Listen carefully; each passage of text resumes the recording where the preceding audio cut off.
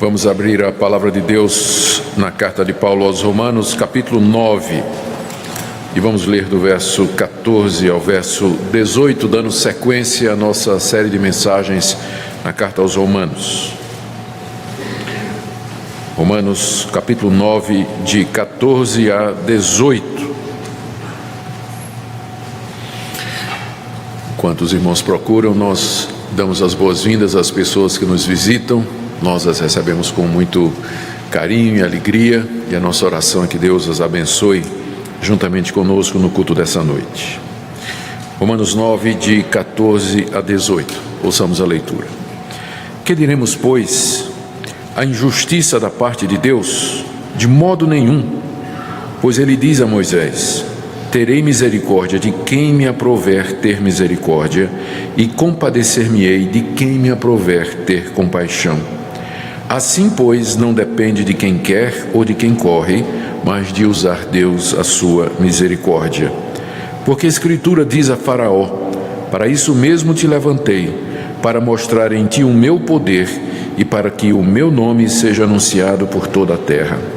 Logo tem ele misericórdia de quem quer e também endurece a quem lhe apraz. Oremos. Ó Pai, pedimos direção e iluminação do Teu Espírito Santo na compreensão da Tua palavra. Faz com que a Tua revelação, que aqui nos foi dada, seja usada pelo Teu Espírito para nos conduzir no caminho da verdade, endireitar os nossos caminhos e confortar o nosso coração. Pedimos assim que Tu apliques essa palavra a todos que nos ouvem. Em nome de Jesus é a nossa oração. Amém.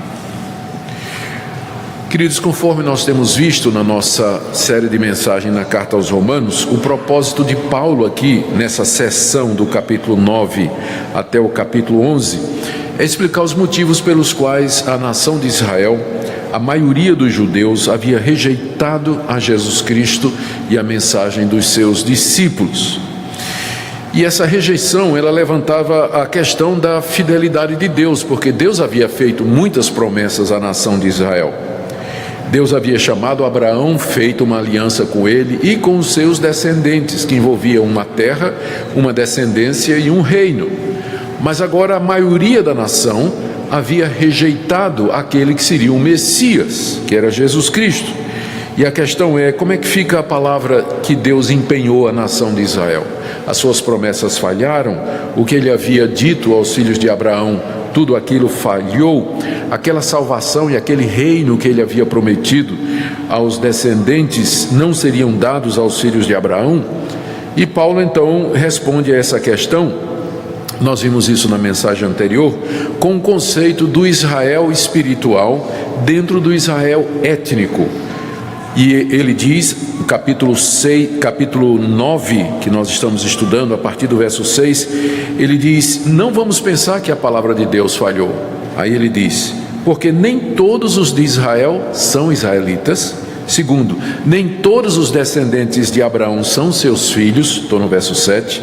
Terceiro, os filhos de Deus, de entre os descendentes de Abraão, são contados a partir da promessa e não da carne. Verso 9, e ele dá dois exemplos. Deus escolheu Isaque e não Ismael, e os dois eram filhos de Abraão. Deus escolheu Jacó e aborreceu Esaú, e os dois eram filhos de Abraão. Ou seja, as promessas que Deus havia feito não é ao Israel étnico, nação. Não basta ser filho de Abraão, descendente de Abraão, judeu de carne de nascimento. Entre os filhos de Abraão, Deus escolheu aqueles que são seus filhos, que são chamados da descendência espiritual de Abraão, aqueles que são verdadeiramente filhos de Deus. Em resumo, Deus manteve sim a sua palavra, só que essa palavra ela está empenhada aos seus eleitos, a esses escolhidos de entre os filhos de Abraão, escolhidos soberanamente por ele e não por seus méritos, e é para com eles que Deus cumpre tudo o que prometeu. E quem são eles? No Antigo Testamento, aquele judeu piedoso que cria nas promessas de Deus, que amava a Deus de todo o seu coração. Exemplo, Isaac, Jacó, Daniel, Davi, os profetas, Samuel, juízes. A relação é grande. Você pode dar uma olhada em Hebreus capítulo 11, onde tem a relação dos heróis da fé, que são mencionados ali porque viveram na expectativa do cumprimento da promessa. Mas o resto da nação, a grande parte dos judeus no Antigo Testamento, não queria saber de Deus, vivia adorando outros deuses, se prostrando diante de altares de deuses pagãos, voltando as costas para Deus, se levantando em rebelião contra a palavra de Deus. Lê a história de Êxodo, lê a história dos juízes, lê a história dos reis, e você vai ver que nem todo israelita era de fato filho de Deus. Deus tinha um Israel espiritual dentro do Israel étnico, e é a eles que a palavra dele foi dirigida. Depois de Paulo então explicar dessa maneira que Deus não falhou nas suas promessas, ele sabe que ele vai ter que responder então uma outra questão: não seria Deus injusto por fazer isso? Por que ele escolheu alguns e não todos? Por que estes e não aqueles?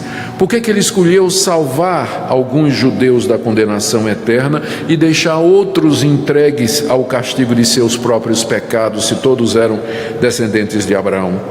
A resposta de Deus, a resposta de Paulo, está aqui do verso 14 ao verso 18, que nós acabamos de ler, e vai em duas direções. Primeiro, Deus não é injusto porque ele tem misericórdia de quem ele quer ter misericórdia. Ele é Deus. E segundo, ele não é injusto porque ele endurece quem ele quer, porque ele é Deus. Vamos ver então essa resposta de Paulo, que vai nessas duas vias. Primeiro, a resposta inicial no verso 14, quando Paulo antecipa essa questão e afirma: Deus não é injusto em amar Jacó e aborrecer Esaú. Verso 14: que diremos, pois, à luz do que ele acabou de falar? O que é que ele acabou de falar? Ele tinha dito no verso 11, olha: não eram gêmeos nascidos, está falando de Jacó e Esaú, não eram gêmeos nascidos, nem tinham praticado o bem e o mal, para que o propósito de Deus quanto à eleição prevalecesse, não por obras, mas por aquele que chama.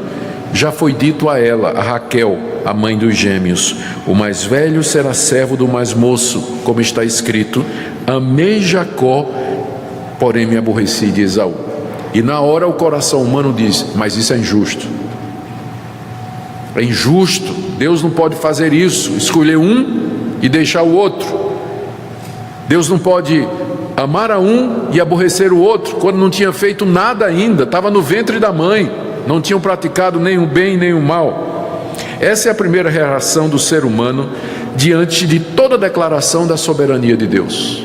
É a reação do nosso coração caído, é a reação da nossa limitação, é a reação da nossa pecaminosidade. A soberania de Deus em fazer o que Ele apraz, e Ele não tem que prestar contas absolutamente a ninguém, nem a você nem a mim, dos seus atos. Que diremos? Pergunta Paulo no verso 14. A injustiça da parte de Deus, como alguém poderia pensar depois de ter ouvido que eu disse que Deus amou a Jacó e aborreceu Esaú? A resposta dele, enfática, é: de modo nenhum. Veja aí o final do verso 14, não é? De modo nenhum. Deus não é injusto quando Ele escolhe um e deixa o outro. Por que Ele não é injusto? Aí vem então as duas linhas de resposta de Paulo. Primeiro, Ele não é injusto porque, sendo Deus, Ele usa de misericórdia com quem Ele quer. Com quem Ele quer. Ele cita aqui no verso 15, Êxodo 33, 19, que nós iremos ver em detalhes daqui a pouco. Pois Ele diz a Moisés: terei misericórdia de quem me aprouver ter misericórdia, e compadecer-me-ei de quem me aprouver ter compaixão. Essa é a resposta de Paulo. Ou seja, a resposta dele está baseada na soberania de Deus. Deus é soberano, Ele governa o universo, porque Ele é o Criador do universo, santo, justo, verdadeiro, bom e reto. Portanto, Ele faz o que Ele deseja. E como Ele é santo e verdadeiro, nada do que Ele faz soberanamente é injusto. A gente pode não compreender, mas não podemos atribuir injustiça nenhuma a Deus pelo que Ele é. exercer misericórdia aqui é Deus salvar quem Ele quer, é Ele conceder o perdão, a vida eterna, a salvação mediante Jesus Cristo àqueles que Ele desejar. E Ele faz isso de acordo com a sua soberana vontade. Paulo embasa essa passagem aqui, ele embasa essa declaração em duas passagens do Antigo Testamento. A primeira está lá em Êxodo capítulo 33, verso 19, e eu quero chamar a sua atenção para essa passagem. O que é que aconteceu? É preciso entender o contexto em que a declaração foi feita, para que nós possamos ver o que é que Paulo está fazendo aqui. Nós vamos voltar um pouquinho, é Êxodo 32. O povo de Israel havia pecado contra Deus e havia feito um bezerro de ouro, e estava adorando o bezerro enquanto Moisés estava no alto do Monte Sinai recebendo os 10 mandamentos. O povo achou que Moisés estava demorando muito e disseram: vamos fazer um Deus para nós, porque esse Deus de Moisés demora muito. Esse culto ao Deus de Moisés leva 40 dias, a gente quer um culto mais curtinho, negócio melhor, vamos fazer um bezerrinho de ouro aqui e vamos adorar. Uma alternativa ao culto verdadeiro. O povo fez o bezerro e estava adorando. Deus então irou-se contra o povo, Êxodo 32, de 1 a 10, e disse que ia destruir aquele povo. Deus mal tinha libertado o povo do Egito e disse que ia destruir o povo porque era um povo idólatra, que não queria andar nos caminhos de Deus. Moisés então intercede pelo povo, Êxodo 32, de 11 a 24, e manda matar os idólatras, aqueles que adoraram o bezerro de ouro, e pede a Deus que Deus não os abandone, que Deus continue com eles até a terra prometida. Você pode ver depois Gênesis 32, de 25 a 35, é o pedido de Moisés. Deus responde dizendo que não vai com o povo, mas vai mandar um anjo para guiar o povo, Êxodo 33, de 1 a 11. Mas Moisés insiste: anjo não, nós queremos que o Senhor mesmo vá na nossa frente, Êxodo 33, de 12 a 16. Finalmente então, Deus, depois de Moisés muito insistir e pedir misericórdia para o povo, Deus concorda e Deus responde da seguinte maneira. Deixe-me ler o trecho, Êxodo 33, 17 em diante. Disse o Senhor a Moisés: eu farei isso que disseste, porque tu achaste graça aos meus olhos, e eu te conheço pelo teu nome. Aí Moisés vai mais um pouquinho além e diz assim: rogo-te que me mostres a tua glória. Eu quero ver a tua face, quero ver a tua presença, Deus, já que o Senhor aceitou a minha oração. Resposta de Deus no verso 19: farei passar toda a minha bondade diante de ti, e te proclamarei o nome do Senhor. Terei misericórdia de quem eu tiver misericórdia, e me compadecerei de quem eu me compadecer. O que é que Deus está dizendo a Moisés aqui? Moisés, eu vou atender os teus dois pedidos. Primeiro, eu vou com o povo, mas eu vou fazer isso não é porque o povo merece. Eu vou fazer isso porque eu quero ter misericórdia desse povo, porque eu terei misericórdia de quem eu quiser ter misericórdia. E eu também vou te mostrar a minha glória, mas eu faço isso não é porque você merece, mas é porque eu mostro misericórdia a quem eu quero mostrar misericórdia, e eu tenho compaixão de quem eu quero ter compaixão. Eu vou atender o teu pedido, mas fica muito claro que não é por merecimento seu, mas é porque eu quero atender, eu mostro misericórdia e compaixão a quem eu quero. Esse é o episódio aqui no livro de Gênesis, que Paulo agora cita, vamos lá para Romanos, que Paulo cita em Romanos 9, para responder a pergunta: há injustiça da parte de Deus quando ele escolheu Jacó e aborreceu Esaú? Quando ele escolhe um e deixa o outro? Resposta de Paulo: de maneira nenhuma, porque já lá no Antigo Testamento, na história bíblica toda, nós sabemos que Deus usa de misericórdia com quem ele quer, e ele tem compaixão de quem lhe aprouver. E a conclusão de Paulo está aí no verso 16: assim, não depende de quem quer ou de quem corre, mas de usar Deus a sua misericórdia. Não depende de quem quer ou de quem corre, ou seja, o propósito de Deus na eleição, seu propósito salvador que ele menciona no verso 11, ele não depende do querer e do agir humano, mas de Deus usar de misericórdia com a raça humana. Na verdade, para que nós sejamos salvos, nós precisamos querer e precisamos correr. Só que isso não vem de nós. Nós não conseguimos querer e não conseguimos correr. A misericórdia de Deus consiste exatamente nisso, que Ele habilita pecadores de entre a raça humana a querer e a correr para poderem ser salvos. Tudo depende de Deus usar a sua misericórdia. Não depende do desejo ou do esforço humano, não depende do que as pessoas querem ou fazem, porque elas nunca vão querer ou fazer o suficiente. Portanto, depende de Deus usar a sua misericórdia. Se Ele não usar a sua misericórdia, nunca você vai querer o suficiente e você nunca vai correr o suficiente.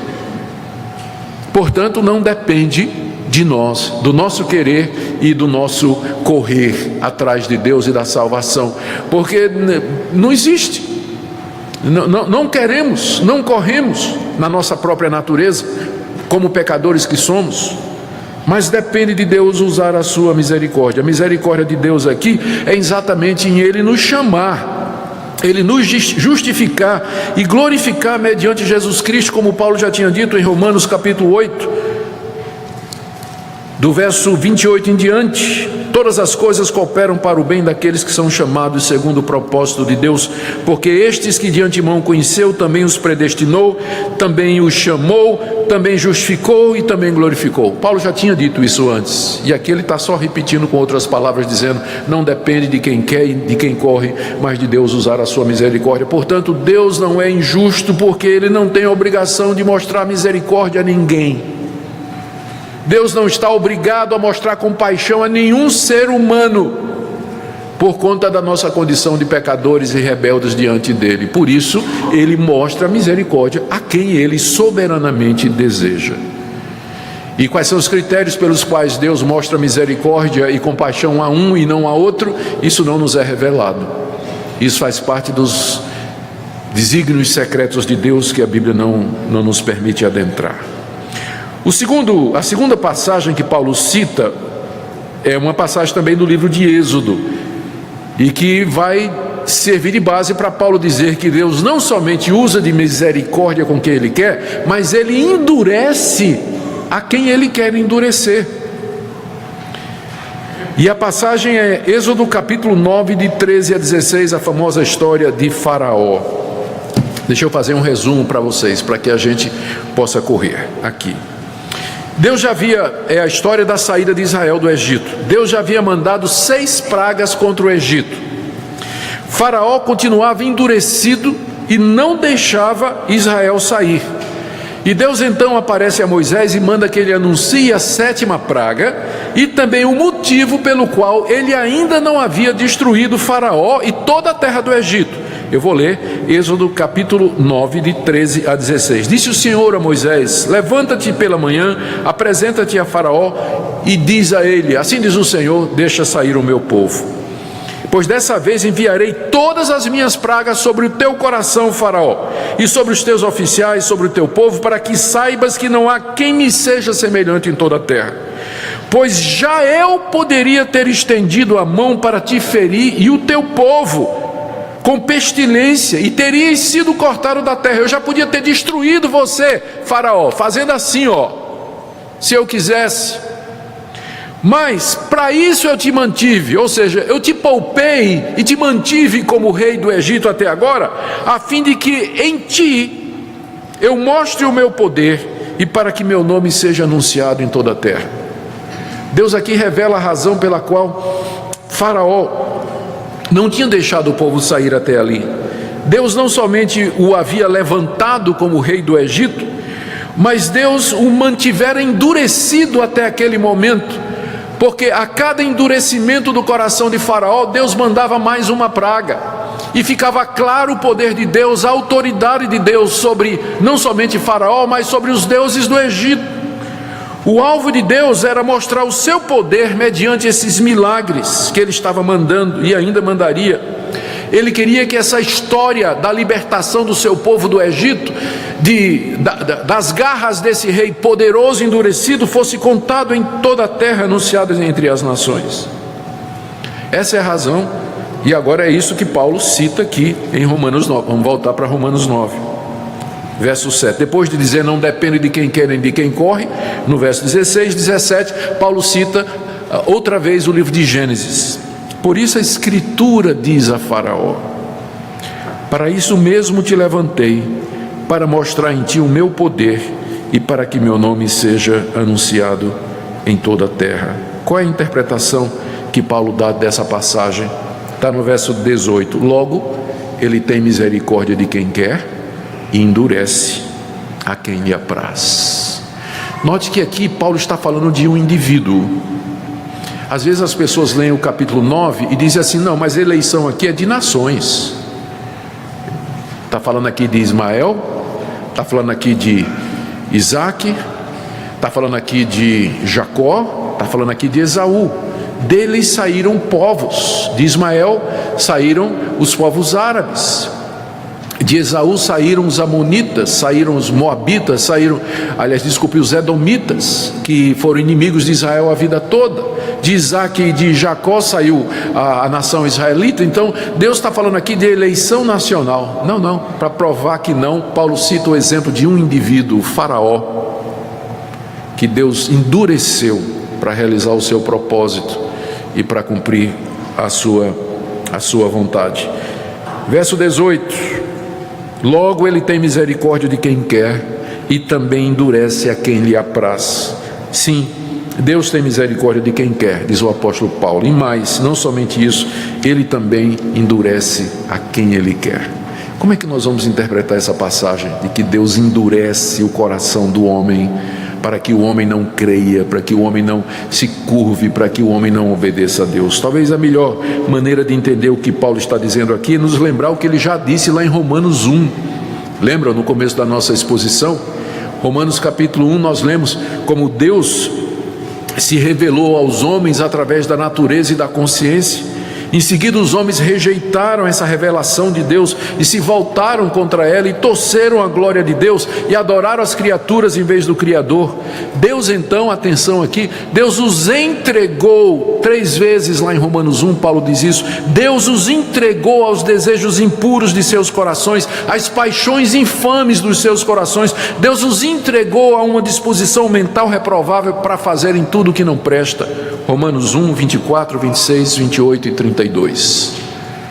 Então, o que é que Deus faz? Deus entrega quem já está entregue. O castigo que Deus dá ao pecador é: seja feita a tua vontade. O castigo para o pecado é mais pecado ainda, porque vai acumulando a dívida diante de Deus, vai endurecendo cada vez mais, e no dia do juízo então, a conta está desse tamanho.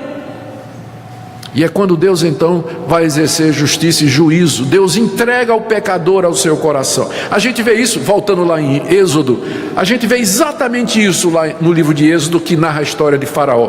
Porque há várias passagens dizendo que foi Faraó quem primeiro endureceu o seu coração. Deixa eu ler aqui para vocês, Êxodo 7,13. Todavia o coração de Faraó se endureceu e não ouviu Moisés como Deus havia dito. Os magos do Egito fizeram o mesmo com suas ciências ocultas, de maneira que o coração de Faraó se endureceu e ele não ouviu o que Deus dizia. Os magos disseram a Faraó: isso é o dedo de Deus. Porém o coração de Faraó se endureceu e não os ouviu como o Senhor tinha dito. Tendo visto Faraó que cessaram as chuvas, as pedras e os trovões, tornou a pecar e endureceu o coração, ele e os seus oficiais, e assim de coração endurecido, Faraó não deixou sair os filhos de Israel. Então vejam, são pelo menos, eu anotei aqui, 4 passagens, onde 6 vezes é dito que Faraó endureceu o seu coração. E ao lado dessas passagens tem outras que vão dizer: porém, o Senhor endureceu o coração de Faraó. Êxodo 9:12. Êxodo 10:20, o Senhor endureceu o coração de Faraó. Livro de Êxodo, capítulo 11, verso 10. Moisés e Arão fizeram todas essas maravilhas perante Faraó, mas o Senhor endureceu o coração de Faraó e não permitiu que saísse da sua terra os filhos de Israel. E Êxodo 14:8, porque o Senhor endureceu o coração de Faraó, rei do Egito, para que perseguisse os filhos de Israel. A conclusão que nós chegamos é essa. O que Paulo quer dizer com Deus endurece a quem lhe apraz?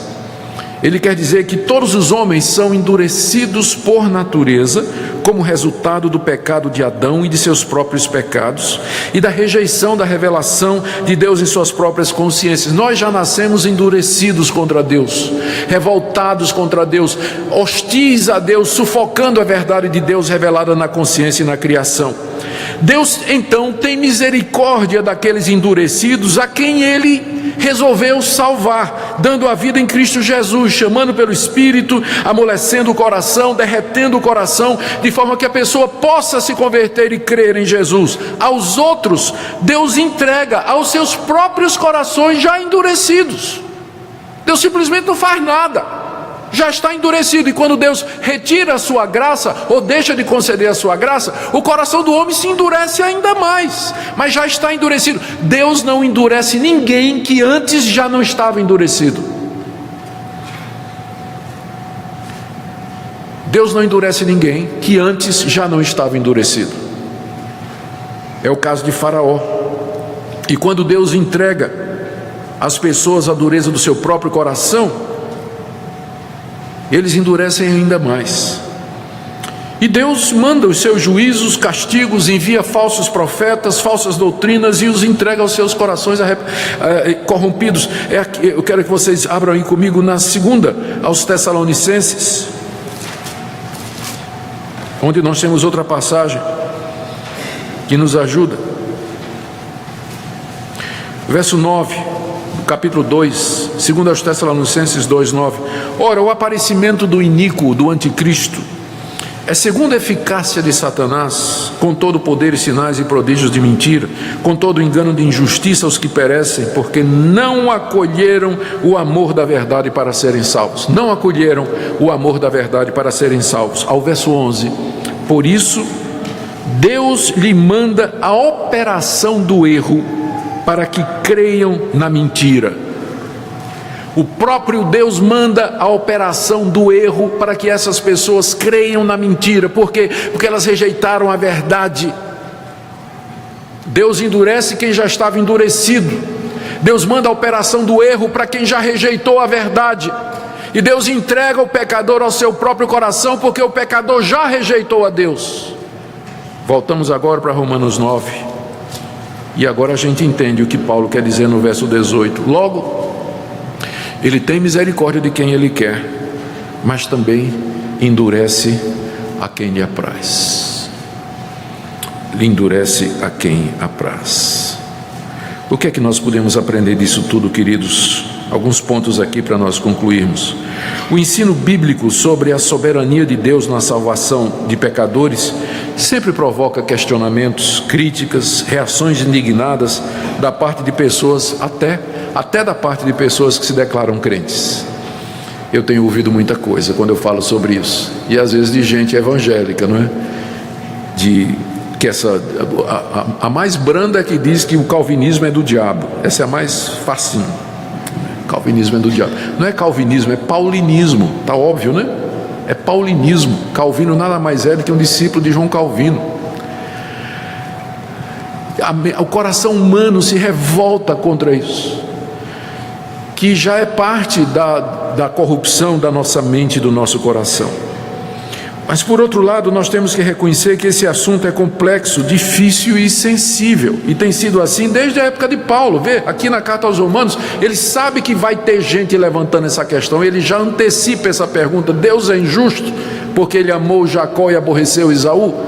E ele explica: não é, porque ele tem misericórdia de quem ele quiser, porque ele é Deus, e ele endurece a quem ele quer.